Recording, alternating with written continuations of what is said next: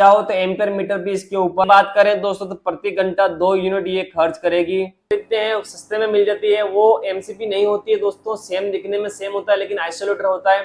अगर एमसीपी के ऊपर इस तरह का आपको डायग्राम, प्राइस की बात करें दोस्तों तो 20,000 से 30,000 इसकी प्राइस लगेगी दोस्तों। क्वालिटी दोस्तों हल्की होगी, यानी कि वजन में थोड़ा कम होगा उस चक्की। नमस्कार दोस्तों, आप सभी का स्वागत है विश्वकर्मा टेक्निकल में।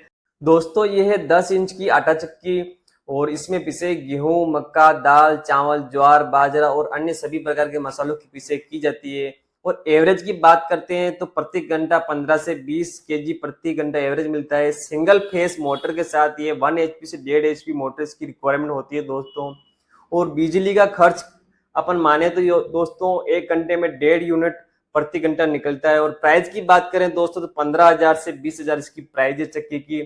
और इसमें दोस्तों प्राइस चक्की की क्वालिटी, ठीक है ना, और मोटर के पावर, यानी कि 1 एचपी की मोटर दे रहा है या 1.5 की दे रहा है, उसके अकॉर्डिंग दोस्तों प्राइस कम ज्यादा हो सकती है। आप ये बात ध्यान में रखो कभी मार्केट में खरीदो।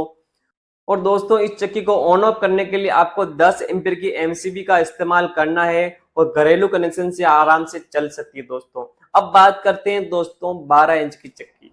तो दोस्तों ये 12 इंच की चक्की, और 12 इंच की चक्की में भी दोस्तों सभी प्रकार के अनाज की पिसाई आराम से हो जाएगी दोस्तों।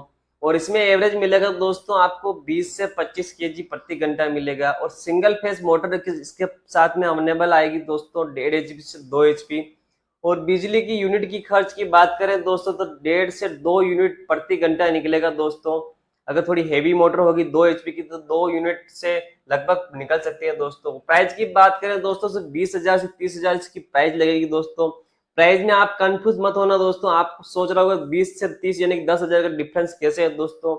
तो आप सोचोगे अगर कोई सस्ते में 20,000 की चक्की दे रहा है तो इसका मतलब ये हुआ कि मोटर वो कम एचपी के देगा, यानी कि 1.5 एचपी की मोटर देगा। और चक्की की क्वालिटी दोस्तों हल्की होगी, यानी कि वजन में थोड़ा कम होगा उस चक्की, इसलिए वो कम पैसे में दे रहा है। और ज्यादा में देगा दोस्तों तो मोटर भी ज्यादा हेवी होगी और चक्की भी काफी अच्छी होगी दोस्तों।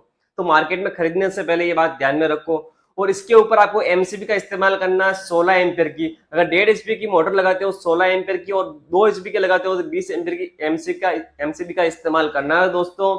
और दोस्तों ये घरेलू सिंगल फेज कनेक्शन से आराम से चल जाएगी दोस्तों। अब बात करते हैं दोस्तों 14 इंच चक्की के बारे में।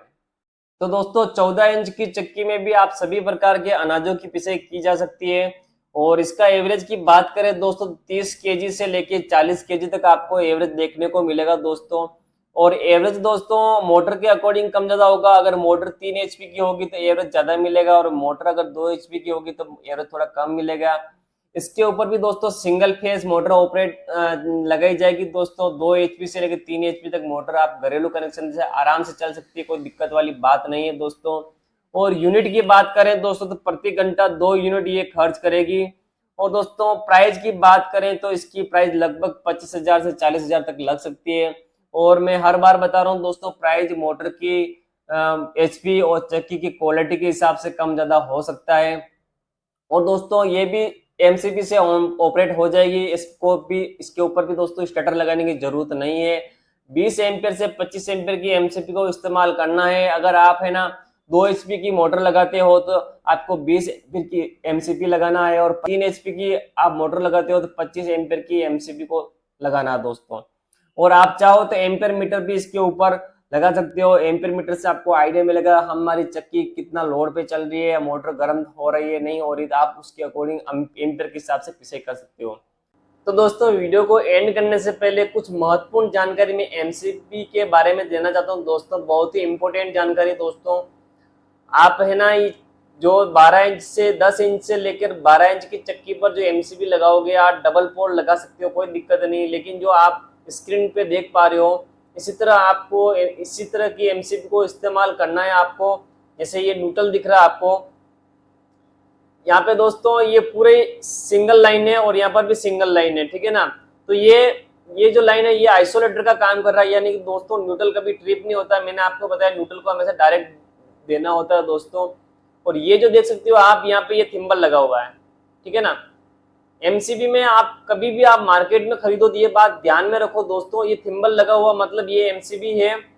और बहुत एमसीबी के ऊपर बहुत भाई मार्केट में खरीदते हैं, सस्ते में मिल जाती है, वो एमसीबी नहीं होती है दोस्तों। सेम दिखने में सेम होता है लेकिन आइसोलेटर होता है।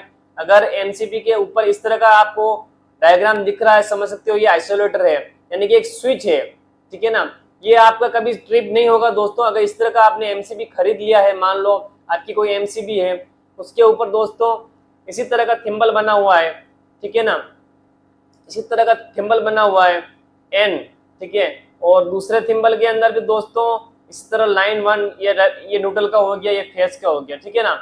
इसी तरह थिम्बल बना हुआ दोस्तों, ठीक है ना, ये लाइन, ठीक है।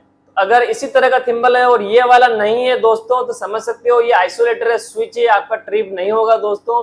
तो इस तरह की आपको एमसीबी का इस्तेमाल करना है और सी में करना है दोस्तों।